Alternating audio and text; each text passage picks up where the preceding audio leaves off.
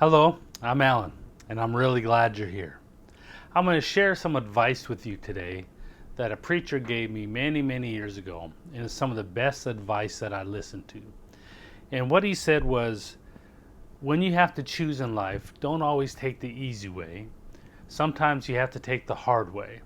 But when you go through the hard way, the difficult way, you'll always grow and mature from it, and you'll never be the same. And I've learned that to be true, that many times people choose a life where they take the easiest path just by habit. They just take whatever way is easiest. But there's things in life that we have to face that are difficult. Especially when we're growing up in God and maturing, we have to face our own self, not just life, but things within our own self that we don't like, and we have to mortify those things and overcome those things.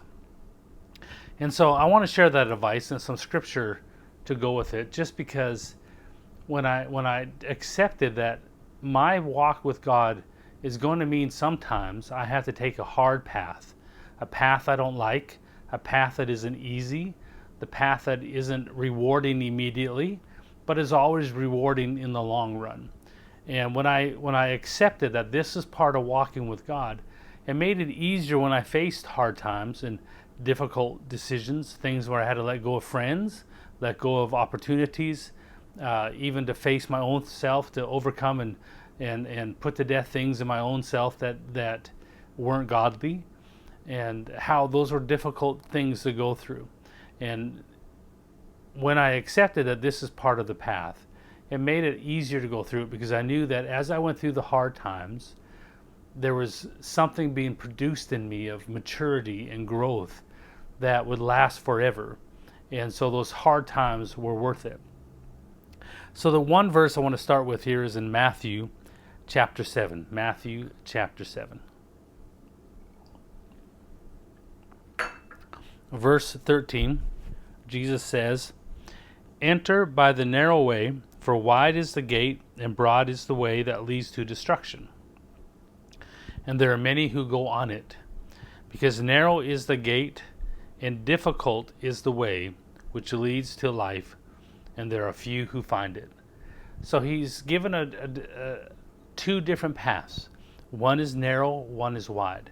Now, when we go to the Greek, we understand that the word narrow here doesn't mean narrow as in slim, like there's one path that's very just one person at a time, and then the other path is wide, like a big freeway.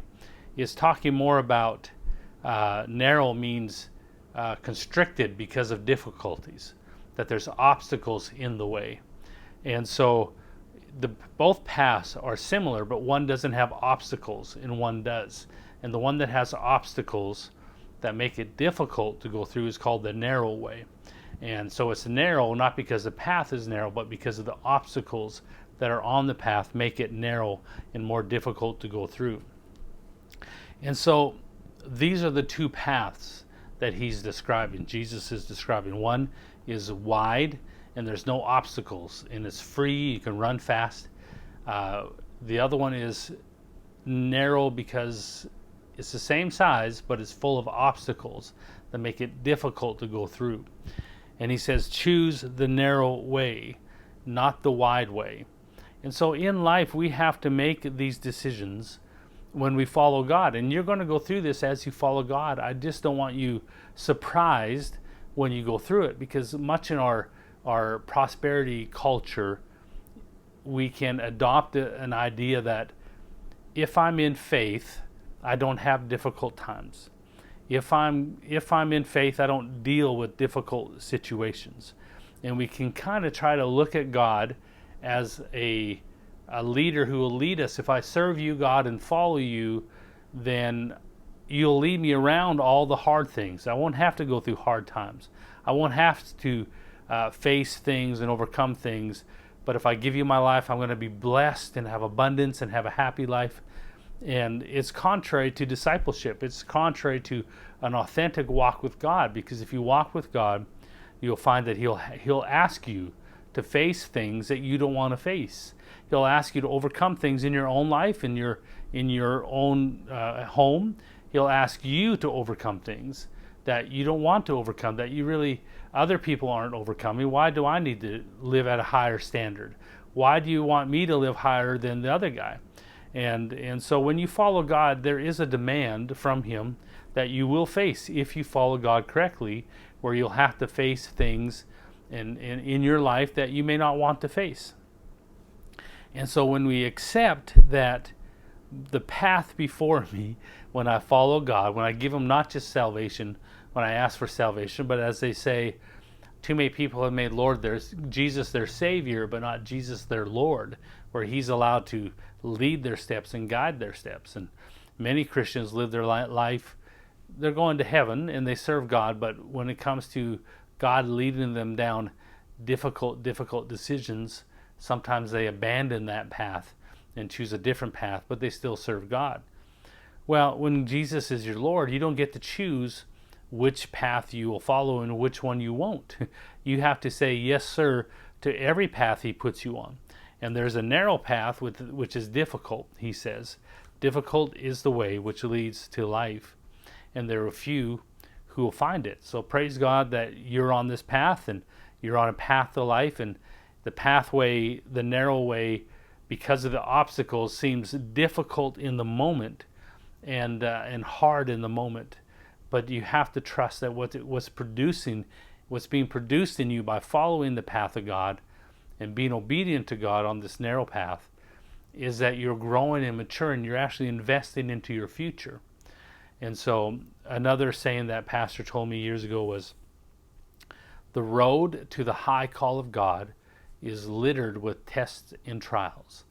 That the pathway, if you're going to follow God to the high call of God, where you lay your life down for him, that you're going to face obstacles and tests and trials. The enemy will constantly try to discourage you to quit following that road. There's an easier road, he'll tell you, that you don't have to face mortification or laying down your life, or why are you serving God? Why are you laying your life down? You don't have to. And there's a pathway where the devil will try to get you to follow, where you don't have to face your cross. But the pathway that God has for us, if we're going to grow in him and mature and be disciples of Christ, is one where we have to face ourselves, face things, difficult things, and walk through them. And so my purpose today is to encourage you and me to have the mindset that when we face hard things on this path of following God, I'm not talking about sickness and disease, I'm not talking about things like that, I'm talking about decisions we have to make as we follow God, or we have to let things go. We have to sometimes let friendships go, let dreams die, when we have to face ourselves, our own insecurities, our fears, and follow God. That those are the times where the devil will try to discourage you and make it hard for you on this path so that you'll quit. And when our mindset is that of warriors, that is of followers of God, that says, I can overcome anything. I am not intimidated by anything the devil throws at me. Whatever the devil throws at you, fear, poverty, even if he throws sickness and disease at you, hardships in your family, struggling with your emotions, overcoming things that when God asks you to let go of things, whatever that hardship is, whatever the enemy throws at you to discourage you, to tell you, you're not strong enough to overcome this. You're not strong enough to make it. And God's going to abandon you. You're going to give up all this stuff, and God's going to abandon you anyway. All the things the devil tells you to try to discourage you on this path is because he's afraid of what God can do through you when you stay on this path. God has incredible things in store for you. But it's going to cost you. It's going to cost you your life. It's going to cost you going through hard times. And above all things, it's going to cost you not running, that you don't run when you face hard times. We had one young man a number of years ago that I really love him, and a good young man, but he said, but every time something difficult came, he would disappear. He'd run from it. But he had a tender heart, but he was, whenever something intimate or something difficult came for him to face, when hard work showed up, sometimes he would bounce around it. And I remember him telling me one time that, all your friends tell tell me that I remind them of you when you were young, hungry for God, zealous, and serving God. And I said, yeah, except for one thing. I never ran when it got hard. And see, when you allow yourself to avoid hard things when you face them, you're really training yourself that every time something really difficult comes to my way, I'm going to have the right to pull the plug, or to abandon God's plan. I give myself the right to abandon God's plan when I don't like God's plan. But as long as I like God's plan, I'll stay in God's plan. And if that's your mindset, you're going to be in trouble, because you will abandon the path of God. I'm not talking about losing salvation, but I am talking about not fulfilling the high call of God. And every time you choose a path that is easy when God chooses a path that is hard for you, you are abandoning his pathway to your calling, his pathway to your victory. And see, we're going to have to face many difficulties, many things in our life that the enemy will throw against us. And we're going to have to overcome our own self, our own flesh, our own ideas, our own passions. And we're going to have to overcome those too in our path of following God. We're going to have to overcome self-exaltation and taking care of yourself financially, and self-preservation. That's one of the most difficult to confront when God tells you to. I'm not asking you to run out and try to kill everything at one time, but God will ask you step by step on this path, and eventually you'll come to face everything that stopped you. I remember asking God one time when I was reading about the disciples, how every one of his disciples were martyred. In the end of their life, they were martyred. And they faced death in one way or another. And they accepted the death in preaching the gospel of Christ, except for John. And John was not martyred. And I asked God, I said, God, why did you ask all the other disciples except for John to be martyred? And the Lord shared with me, well, John had already died in his heart to himself. And that's why he could face, when Jesus went to the cross, Mary was there, and so was John. But the other disciples ran. If you recall, Peter even denied Christ out of fear of his own life. And so what the Lord told me was John did not have to be martyred in his life, because he had already died in his heart already.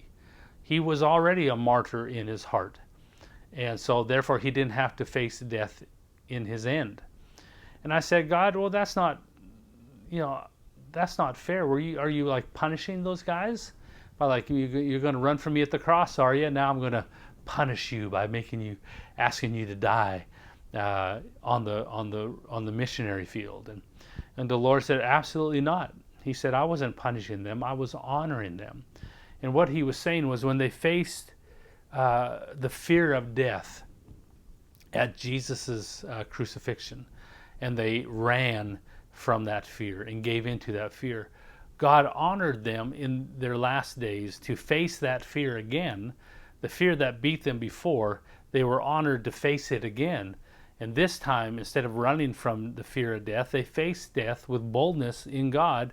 So when they entered into heaven, they could say, I beat the enemy in every area that he tried to defeat me. It doesn't mean they didn't stumble along the way. We all stumble and make mistakes.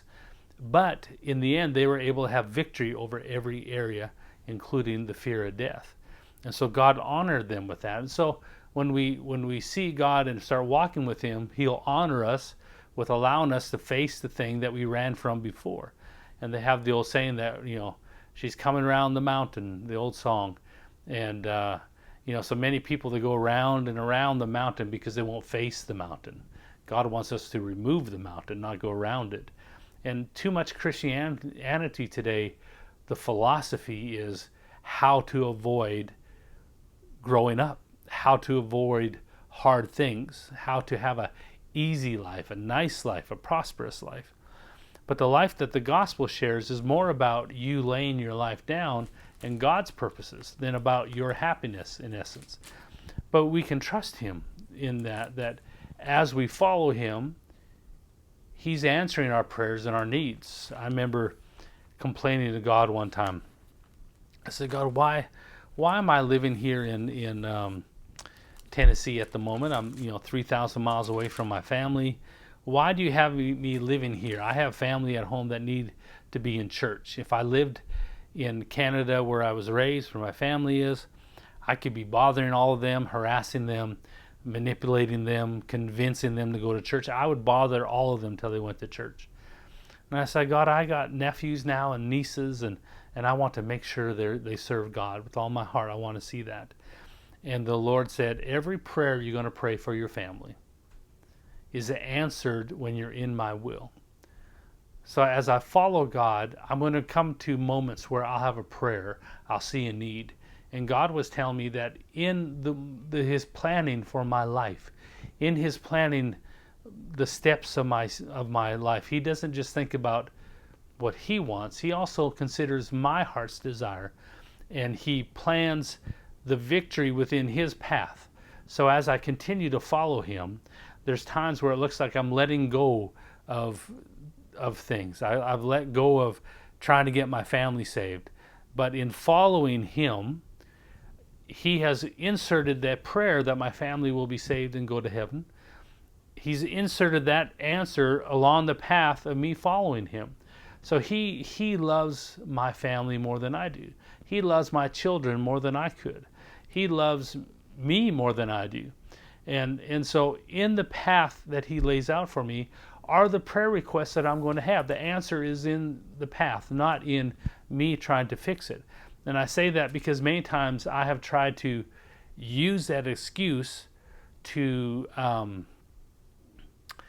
avoid the plan of God. I'll give you an example. You can turn with me to Numbers 14, and I'll just give you an example. We're going to talk about this here in a minute, but I'll jump ahead.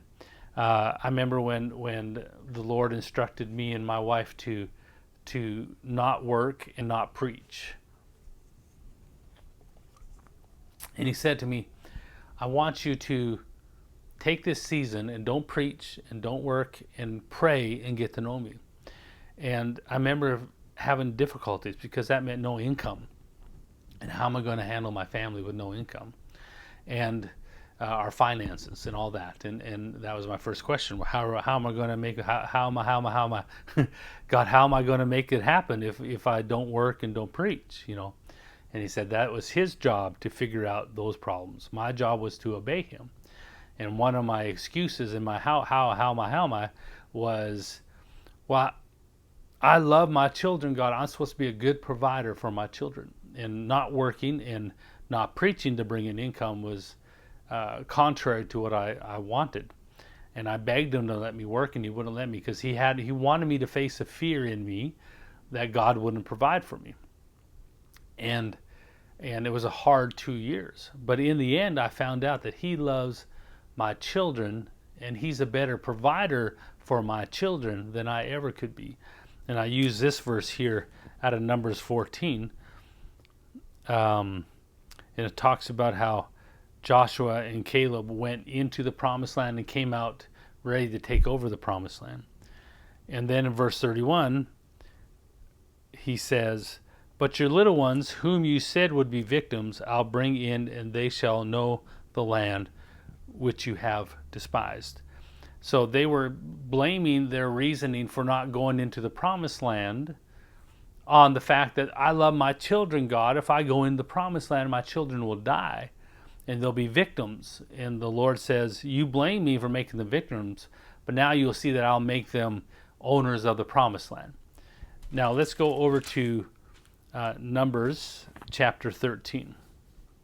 We're just going to do a little study here. It's an important study because it'll help cement in you the idea that following God is always the best way.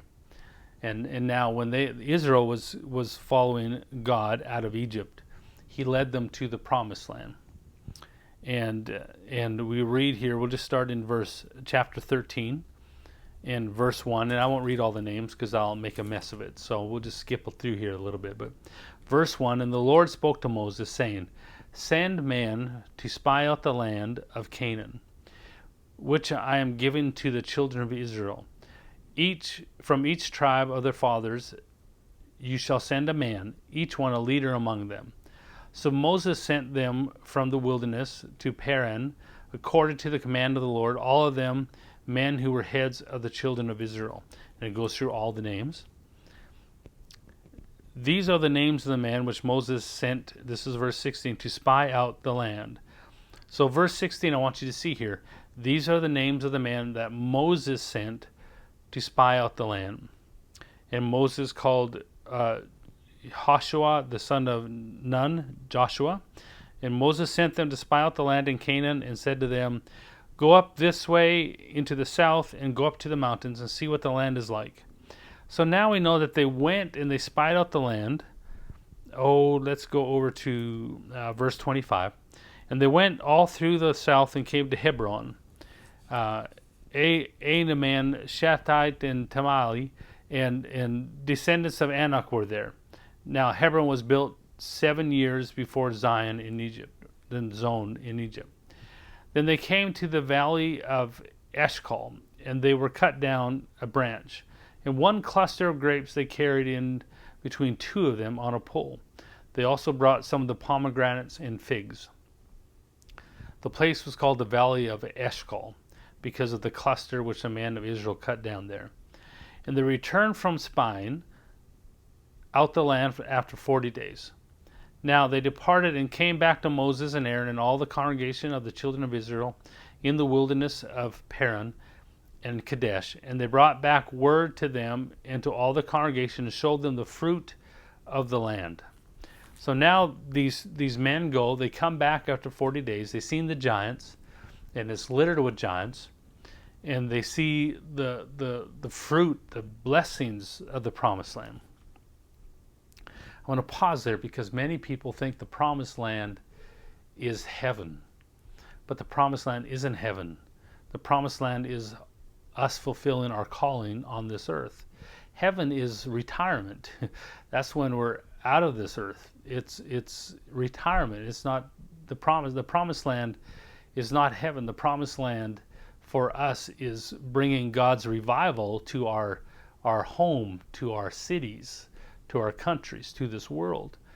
That's the promised land. And the promised land doesn't come free of charge. The promised land must be conquered by overcoming giants. We must kill the giants if we want to be free in the promised land. And that's the reason we were talking about this, because God has a promised land for you in your calling, a future of touching this world. Now, the way that's between Him and you. But God has a specific plan for you, a promised land for you. But you're not going to walk in it without facing giants. And if you don't get the attitude, if we don't get the attitude as Christians, that we are on a narrow road with many obstacles and many tests and trials that we have to overcome for us to finish the course, the high call, for us to walk in the promised land freely and receive all the blessings of the promised land, prosperity and revival and lives being touched, then we're going to have to face some giants and we're going to have to kill some giants. If your philosophy of life is, I hate facing giants, then you're going to have a miserable time as you follow God. Because you may stop and say, I'm done, I'm stopping right here. And God will just let you go around the mountain. And every time you come to Him, He'll say, okay, you ready to face that? Well, no. Okay, come back when you're ready. Okay, I'm ready. Now let's move forward. But I'm not doing that. I'll follow you, God. I'll worship you. I'll serve you. I'll give money to you. I'll give time to you. But I won't face that. Well, that's where God will say, come back when you're ready. He won't go beyond you. He won't let you go beyond the things He has in front of you. He's very, very, I don't want to say the word stubborn, but he won't change. He doesn't change. You have to change. I have to change. And so our philosophy, if we're going to follow this, must be that I see the promised land. I don't see the giants. I celebrate the promised land. I don't fear the giants. I will confront the giants. When giants come, when hard times come, I see it as an opportunity to grow, an opportunity to move forward, an opportunity to invest into the future for me. I don't see it as a failure, or I'm not a victim when hard times come, when I face hard things. There's many times in my life God's asked me to let go of friends. He's asked me to let go of opportunities. He's asked me to forgive people I didn't want to forgive. He's asked me to do things I didn't want to do. But I did it anyway. Not all the time. I haven't been perfect. But it's been my heart that I don't run from hard times, because that preacher years ago told me that the road to the high call is littered with tests and trials. And that preacher said, choose the hard way, not just choose the easy way. And because in my younger years I accepted that as part of the walk with God, I haven't been surprised when I've had to make hard choices to stay in the will of God. When people have threatened to abandon me as a friend, when people have said they're going to even abandon me as a helper in finances, and I've had to stick to the will of God and lose friends and lose things and lose opportunities because I want to stay in God's will. Those were mountains. Those were giants that I had to face. Fear of man, fear of myself, fear of failure. So many things in my life I had to face. I remember we had one friend, and I love him. He's a giant of a man, and tall, strong personality guy. And I remember that he was never intimidated by people. I was always so in awe and amazed at this guy, where he'd walk into an environment and not be moved by what people thought. Where for me, I'd walk in and kind of be shy and curious and thoughtful of everyone, and self-conscious very much. And I remember, like for instance, he would be one of the leaders in the church. Well, he'd come in with 2 minutes of the church service over and walk right on the front row and sit on the front row and not care that everyone noticed that he's missed the first 2 hours of service, and he just walked in. For me, if I were missed service for any reason and came in late, I would sneak in the back and work my way slowly to the front so people wouldn't notice that I was gone. He didn't care. And so God began to have me face my self-consciousness many times. Something came natural to him, didn't come natural to me. And so I had to face things. I had to confront things that I was afraid to confront. And there's many times you don't think you're ready to confront something. God says you are, and you're going to have to obey him without the emotion of courage, without the emotion of I'm going to kill this, I'm going to win. Sometimes just with the emotion of God said to do it, so I'm going to do it. I'm going to trust God to be my strength. And praise God, when you overcome those things, those fears, you are on the pathway to the high call of God, and you're killing giants. And so I want our philosophy of life to be, when I face hard decisions and hard times, I don't run from them. I face them with courage that God is with me. And the only reason I'm facing it is because I'm ready to win.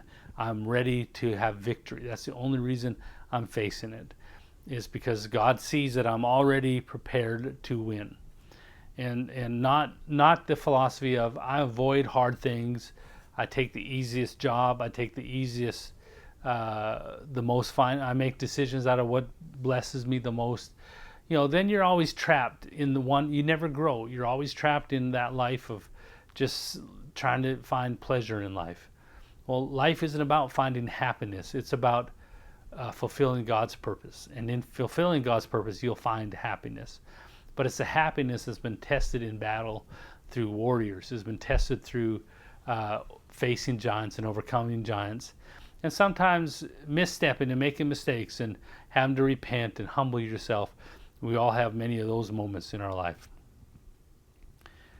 So let's read over here in chapter 13.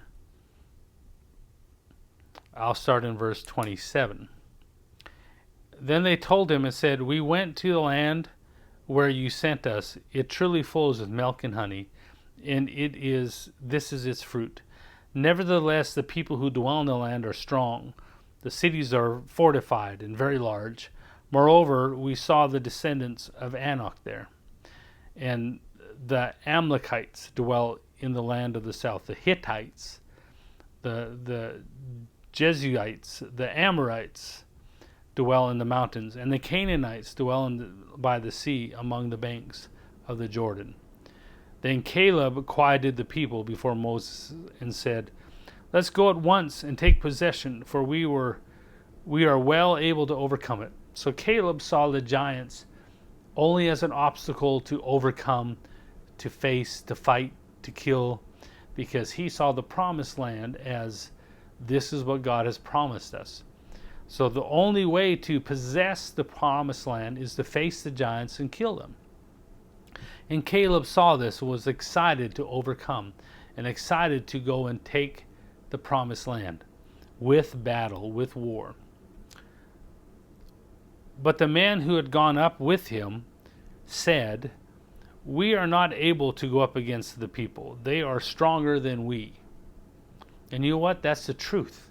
The giants were stronger than the Israelites, but they were not stronger than God, who was with the Israelites. And God was trying to lead them into the promised land to give them the victory through him, through his strength. And this is where they stopped believing in God's direction. They stopped believing in God's ability to give them victory through his strength and not through their own ability. That's why when God begins to talk to you, you may think, "You're talking to me about that? I'm not capable." Well, God thinks you are. God thinks you're much stronger than well, let me rephrase that. God knows you're much stronger than you think you are.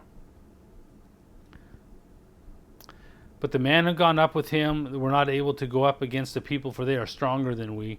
And they gave the children of Israel a bad report of the land, which they had spied out, saying, "The land through which we have gone as spies is a land that devours its inhabitants." So Caleb saying, "Let's go possess it. It's ours. God is with us." The other 10 were saying, "No, no, no, no. This land devours people. It crushes people. It destroys. It'll destroy us. The land devours its inhabitants, and all the people whom we saw are men of great stature. There we saw the giants, the descendants of Anak, came from the giants, and we were like grasshoppers in our own sight, and so we were in their sight." So then they say, we were like grasshoppers. They saw themselves as grasshoppers. Caleb saw himself as a giant killer, and the other 10 saw themselves as grasshoppers. And it's important for you to start to see yourself as a giant killer, that you're going to face hard things when they come, when difficult things come your way, or God asks you to face things in your own life. Then those are moments where we have to call ourselves, "I'm a giant killer. I'll kill it. I'm not afraid or intimidated to face anything because I know God is with me." Now, he mentions here in the land all the Hittites, the Jebusites, the Amorites, the Canaanites, the Amalekites are all Ikes. I call them the Ikes, the ites of the land. Well, these are your giants that you're going to face. Maybe it's not a Canaanite you got to face. Maybe it's an angry-ite, or a jealousy-ite, or an envy-ite, or a selfish-ite, or an insecure-ite, or a fear-ite. Or maybe it's something in your life that you don't want to face. Maybe it's letting people down. A lot of times in following God, people have plans for you, and you have to let them down because you have to follow God's plan. And that, for many of us, for the times where that was very hard, because we want to make people proud that have invested into us. We want to make people proud who love us. We want to make our family proud, our parents proud. Sometimes our spiritual leaders, we want to make them proud. But the way we make them proud, if they say you have to do this and God says I want you to go down this path, sometimes we have to disappoint them. And that's can be a hard choice in following God over the will of other people and over your own will also. Because make no mistake about it, if you're going to follow God, you're going to face things in your own life that you don't want to face. There's things that you don't even know that you don't want to face, but they're there, and God will find them. The Holy Spirit, if you pray in tongues, will bring them up and say, "See that there? Yeah, that's my fun part of my life. Yeah, I want you to kill it." It's like, I don't want to kill that. That makes me feel good about life. Yeah, I want to be the reason you feel good about life, not something else. So I need you to kill that. And so many people change course because the road gets too narrow, too many obstacles. And when they face their ite, they say, that's too big. If I kill that, I'm losing something. I'll be destroyed if I let that go. And the fear of God not providing for you, the fear of God not walking with you, he'll have you face all that. Chapter 14, we'll read here in verse 26. And the Lord spoke to Moses and Aaron, saying, how long shall I bear with this evil congregation who complain against me? I've heard their complaints with which the children of Israel make against me. So to them, as I live, says the Lord, just as you have spoken in my hearing, so I will do to you. The carcasses of you who have complained against me shall fall in the wilderness, but all of you who are numbered according to your entire number from 20 years old and above. Now understand that they say that the trip from Egypt to the Promised Land, I think, was 40 days. And because they refused to enter into the Promised Land, it took 40 years for God to bring them back to the Promised Land. And Caleb and Joshua, they were the ones who were able to go into the Promised Land after 40 years later, after everyone else had died off. And so there are consequences for us refusing to follow God. Even if we justify it and we use fear or we use abandonment or our past, understand, if God is asking you to face something, no matter how fearful it may seem, no matter how big of a giant it may be, the truth is the only reason you're facing it is because God believes you can kill it, that you can win against it. And it may seem overwhelming, it may seem like I'm going to die, but you have to trust God more than you trust your own self. Because God has one plan for you to get you to the high call of God.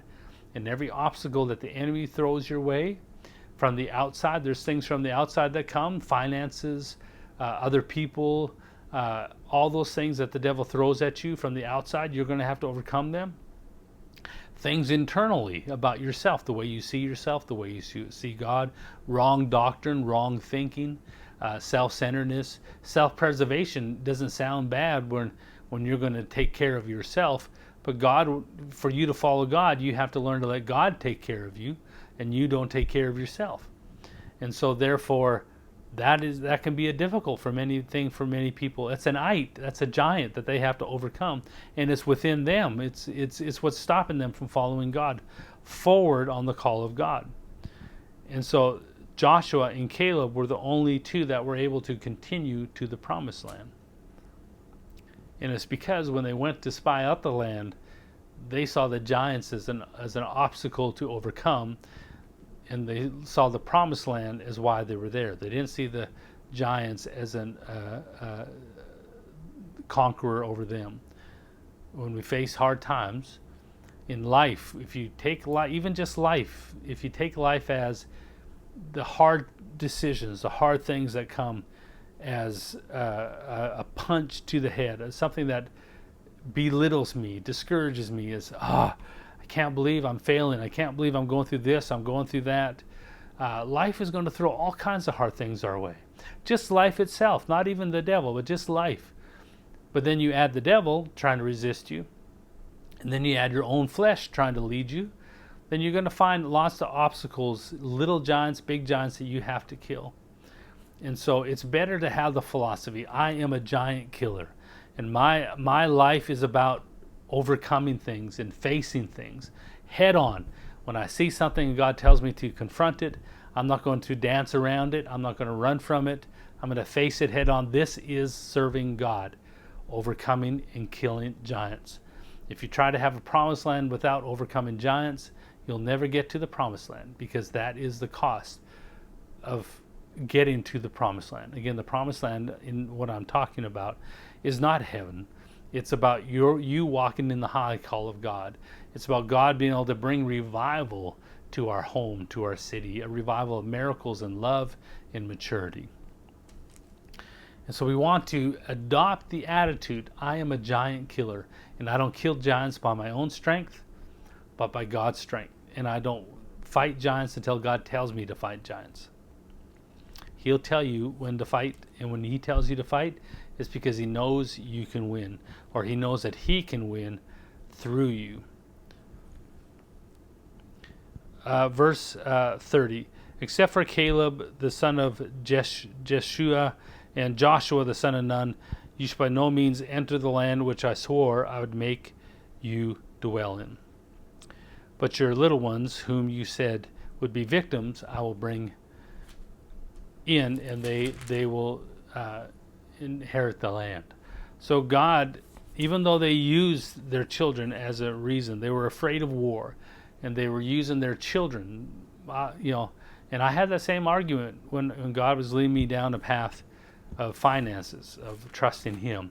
God, it's not right for me to do this. I need to preach. I need to work. Just because I need to provide for my kids, how am I going to provide for my children? They're going to starve. God, my family's going to starve. I can't do it. You're wrong. I'm not ready for it. God thought I was ready for it. And thank God I went through it. It was a hard giant, that one. I fought that with great fear. I had great fear in my life. But I didn't listen to the fear. I followed God's instructions. And because of it, I killed a giant. The giant wasn't finances. The giant was something in me that said I was not worthy for God to provide for me. And God had me face that giant every day for years, for 2 years. And he wouldn't let me preach. He wouldn't let me take a job. We had to trust God for every penny, for everything. And he fed my family. He took care of us. Now I look back and think, thank God I hated that moment, that fight. But I'm so glad I went through it, because I grew and am mature because of it. And I killed that giant. I'm not afraid of God not providing for me when I'm in his will anymore. I had to face that giant. Jesus already conquered every demon, every disease. He conquered everything. So this is my fight with his help. It's my fear, not his. He's already conquered the enemy. But he'll help me to also walk in that victory.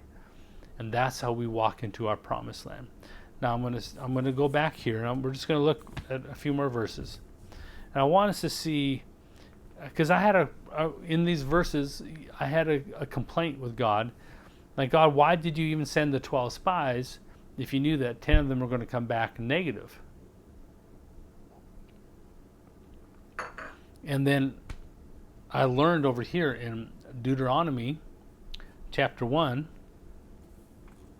verse 19, we're going to read this, and we'll see something very interesting about how Moses let the children of Israel get into trouble. Verse 19, Deuteronomy chapter 1.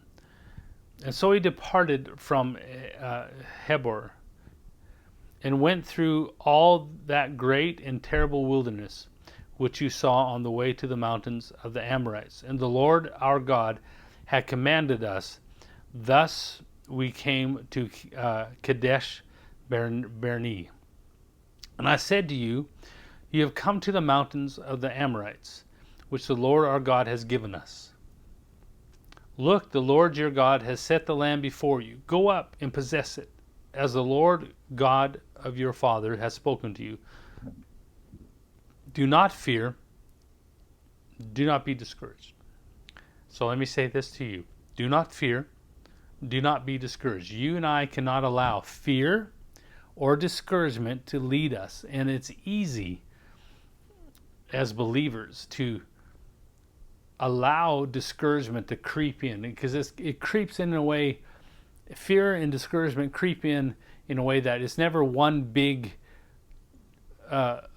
bunch of stuff. It's a little bit at a time, and we don't kill it. It's like they say, if you have a cockroach in your house, that there's probably 20 cockroaches. So if we don't kill the one cockroach, he'll multiply very quickly. And you don't want to leave a cockroach for later. And that's kind of how fear and discouragement creeps in, is you see a cockroach and you're like, it's just a cockroach, not causing too much trouble. But if you don't kill it, it will spread like crazy. And that's how fear and discouragement begins to fester inside of our lives if we don't tackle the little things when they show up. So he says, do not fear and be discouraged. I've given you the land, go and possess it. And every one of you, now here's Moses, listen.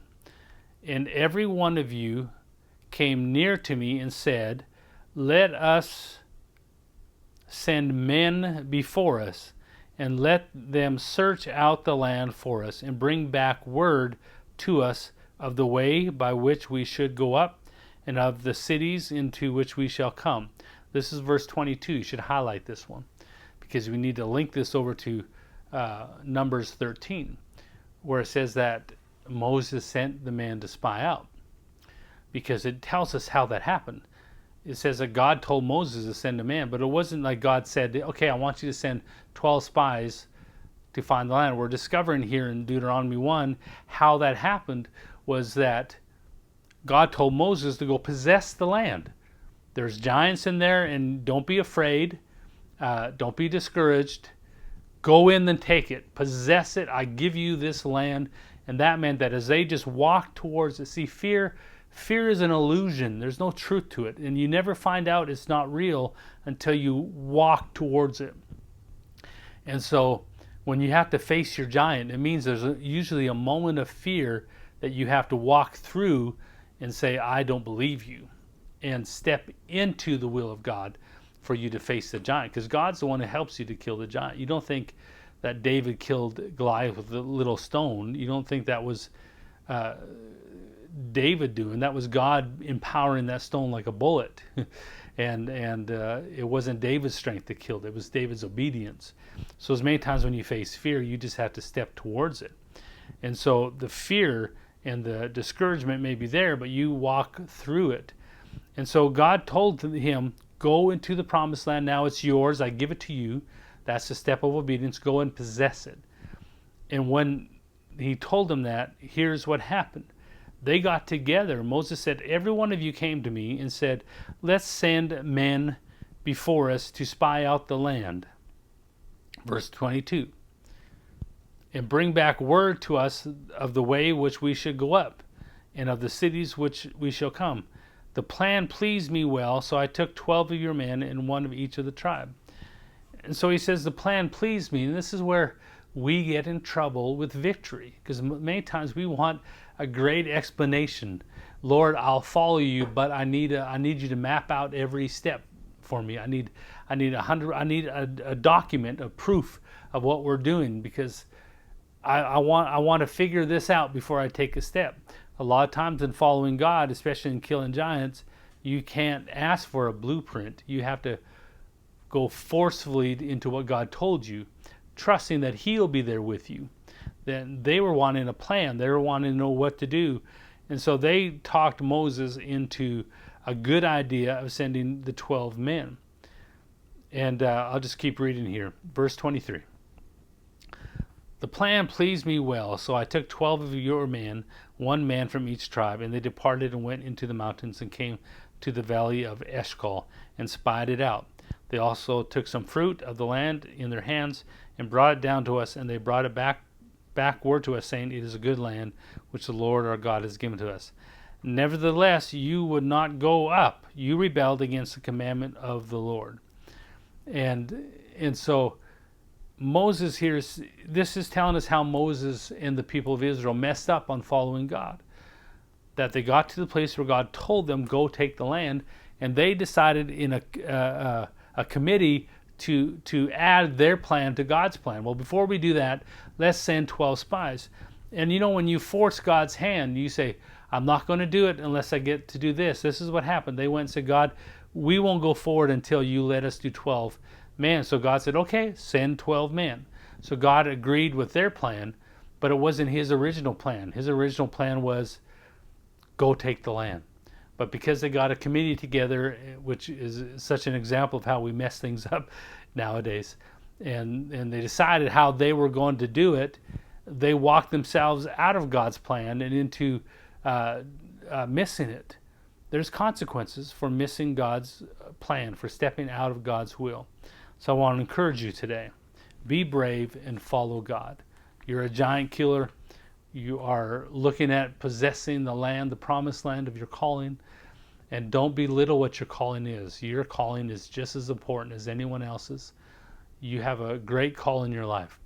But the only way there is a path, a road with obstacles in the way that make it narrow and difficult. Don't run because it's difficult. Difficult is not because of lack of faith. Sometimes it's because you're obeying God that you're going through difficult times. So be encouraged, be brave, follow God. We are giant killers in whatever we face, whether it comes from outside, from the devil, from life, whether it comes from overcoming things in our own personality makeup that we have to overcome. Don't you be afraid.